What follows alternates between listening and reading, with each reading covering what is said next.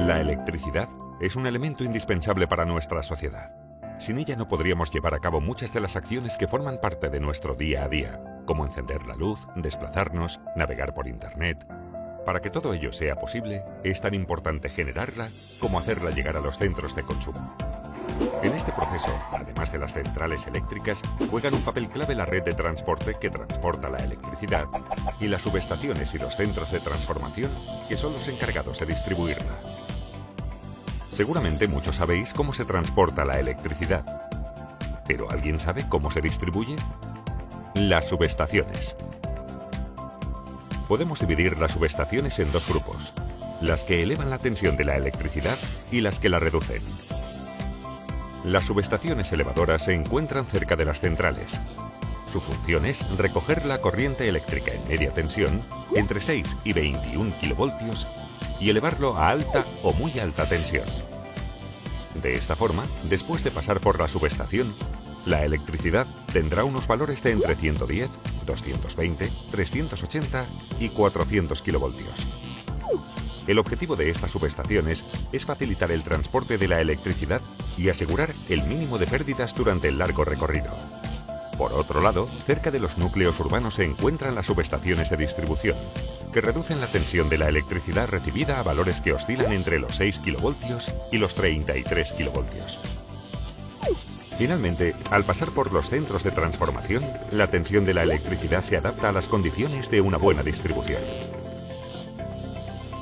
Tanto si elevan la tensión como si la reducen, las subestaciones necesitan un transformador para poder llevar a cabo sus funciones. Estos transformadores pueden ser elevadores o reductores. Cuando la electricidad entra en un transformador, se encuentra con tres núcleos de hierro. Recordemos que la corriente eléctrica es trifásica, por lo tanto hay un núcleo de hierro por fase. Estos núcleos de hierro tienen un bobinaje primario y otro secundario, cuya forma depende de si el transformador es elevador o reductor. La electricidad llega al primer bobinaje y provoca un campo magnético alterno por el núcleo de hierro, que a la vez produce una corriente alterna en la segunda bobina. La tensión producida en la segunda bobina depende de la relación del número de espiras de cada una de las bobinas. Este campo magnético atraviesa las espiras de bobinaje secundario y genera un voltaje. La tensión de la corriente que va a salir del transformador se modificará dependiendo de si este es elevador o reductor. El transformador dispone de diferentes sistemas de seguridad. Los que velan por su buen funcionamiento, como la temperatura del aceite y los pararrayos, y los sistemas activos y pasivos de contraincendios, como tuberías de agua, una base de piedras de río, muros pantalla.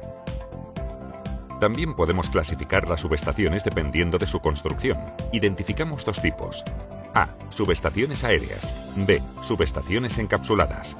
Las subestaciones aéreas se encuentran normalmente en las afueras de la ciudad y utilizan aire como material aislante. Es necesario que exista una distancia entre las fases y las propias estructuras para evitar los arcos eléctricos. Las subestaciones encapsuladas utilizan hexafluoruro de azufre como material aislante.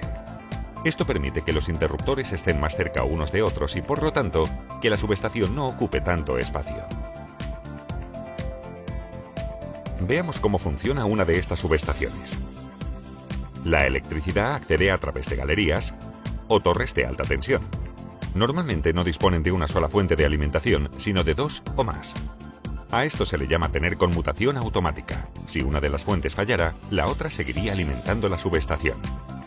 La electricidad pasa por diferentes equipos de alta tensión, interruptores, transformadores de intensidad y de tensión, los cuales controlan que la corriente eléctrica circule correctamente y protegen el acceso al transformador, que va a reducir la tensión. Unos de los elementos más importantes en las subestaciones son los interruptores y los seccionadores. Los interruptores sirven para conectar o desconectar el circuito eléctrico. En las subestaciones aéreas se encuentran al aire libre y en las subterráneas en una sala llamada GIS. Los seccionadores permiten el paso y el corte de la electricidad al interruptor de una forma distribuida y controlada. En las subestaciones encapsuladas, el estado del seccionador está representado por un código de colores. Verde significa abierto y rojo, cerrado. En cambio, en las subestaciones a la intemperie, el seccionador en forma de puente significa cerrado. Si no hay puente, significa abierto. Así es como los operarios visualizan en todo momento si el interruptor abre o cierra el circuito. Una vez reducida la tensión de la corriente, la electricidad pasa a la sala de interruptores de media tensión, que controlan que esté en las condiciones adecuadas para salir de la subestación y ser distribuida. En este transcurso, una sala de control vela por el buen funcionamiento de la instalación. Antes de llegar a los hogares, la electricidad pasará por los centros de transformación, donde será reducida a la tensión de uso, 230 o 380 voltios. Si os fijáis, veréis centros de transformación en todas partes. Las subestaciones, sean del tipo que sean, son un punto clave en el camino que realiza la electricidad desde la central hasta los puntos de consumo. Por ello, en Endesa trabajamos con el propósito de hacer llegar la corriente eléctrica a los hogares de una forma eficiente y respetando el medio ambiente.